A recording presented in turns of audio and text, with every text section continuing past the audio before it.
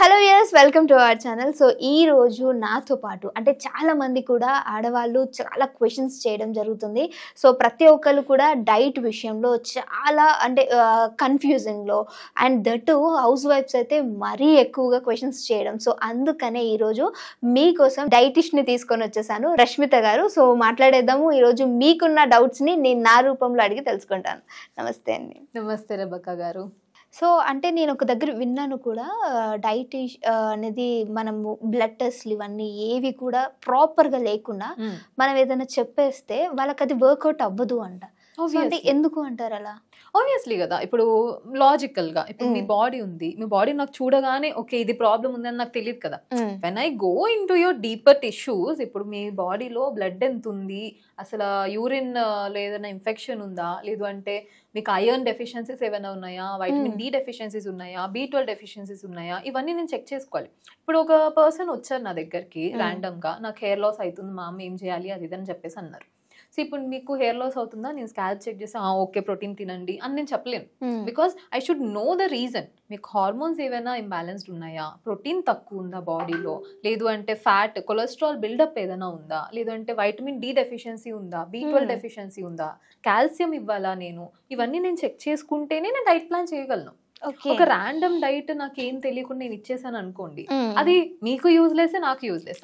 రేపు పొద్దున వచ్చేసి ఏమంటారు, మీరు డైట్ ఇచ్చారు నేను ఫాలో అయ్యాను నాకేం రిజల్ట్ రాలేదు, ఆబ్వియస్లీ కదా ఇది జరుగుతుంది. సో దాని బదులు మనం కొంచెం టైం స్పెండ్ చేసి, మీరు ఒక టెస్ట్ నాకు ఇచ్చారు అంటే జస్ట్ యూ కెన్ గో, మనకి ఇంటికి వచ్చి తీసుకునే ఆప్షన్స్ కూడా ఉన్నాయి.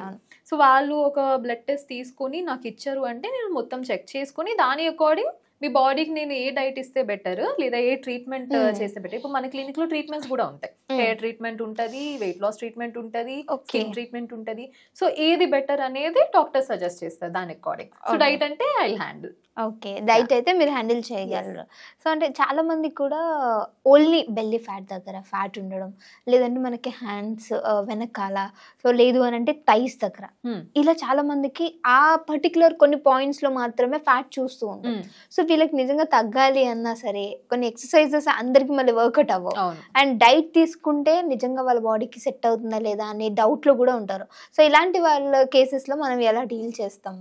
సో ఇట్లాంటి వాళ్ళకంటే ఫస్ట్ మనం BCA తీస్తాం, బాడీ కాంపోజిషన్ అనాలిసిస్ అని ఉంటది. అంటే ఇప్పుడు మీ ఈ ఆమ్ ఉంది, ఈ ఆమ్ పెద్దగా ఉంది, ఈ ఆమ్ నార్మల్ గానే ఉంది అనుకోండి, అసలు ఈ ఆమ్ లో ఎంత ఫ్యాట్ ఉంది, ఇది ఎందుకు అంత లావుగా కనిపిస్తుంది మిగతా పార్ట్స్ కంటే అనేది మనం చెక్ చేసుకోవాలి first.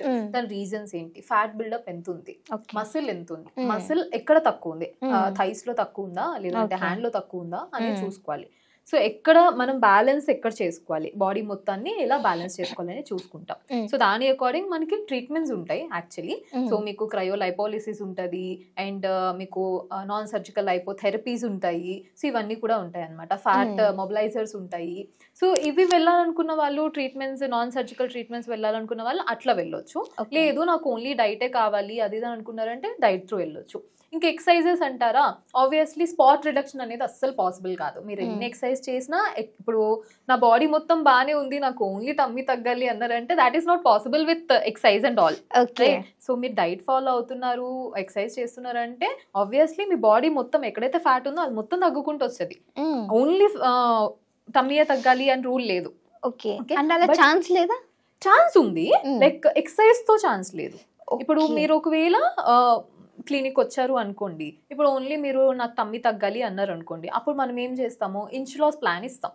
Okay, inch loss plan only ఆ టార్గెట్ ఏరియా ఏదైతే ఉందో, ఇప్పుడు టమ్మీ ఉంది, టమ్మీలో మనం ఏం చేస్తాం, ఆ ఏవైతే సెల్స్ ఉన్నాయో వాటిని ఫ్రీజ్ చేసుకుంటాం. సో దాట్ ఆ సెల్స్ కి నరిష్మెంట్ వెళ్లకుండా మీకు లోపల ఫ్యాట్ బిల్డప్ ఏదైతే ఉందో అది మెల్ట్ అయిపోయే ఛాన్సెస్ ఉంటాయి. సో తర్వాత లింఫాటిక్ డ్రైనేజ్ మసాజెస్ ఇవన్నీ చేస్తారనమాట. సో ఇవన్నీ చేస్తుంది అంటే ఆటోమేటిక్ గా మీకు ఇంచ్ లాస్ అనేది ఇమీడియట్ గా కనిపించేస్తుంది. ఓకే, ఇంకా వెయిట్ లాస్ దాని బేస్ మీద వెయిట్ లాస్ జరగాలి అంటే ఒక 3 months అట్లా టైం పడుతుంది. So that is very easy, but end of the day మనకు కావాల్సిన బాడీ ఫిట్ గా కనిపించడం కదా. So these are some few ways అన్నమాట. మనం డైట్ త్రూ వెళ్ళొచ్చు, ట్రీట్మెంట్స్ త్రూ వెళ్ళొచ్చు, ఇంచ్ లాస్ ప్లాన్స్ త్రూ వెళ్ళొచ్చు. So there are many things, but before that everything మనం ప్లాన్ చేసుకునే ముందు బాడీ టైప్ తెలియాలి, మీ లైఫ్ స్టైల్ తెలియాలి.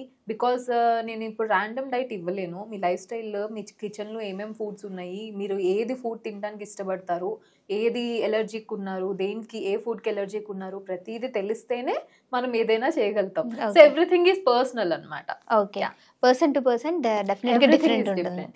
Okay, so thank you so much అండి, చాలా మంచి ఇన్ఫర్మేషన్ ఇచ్చారు. Thank you.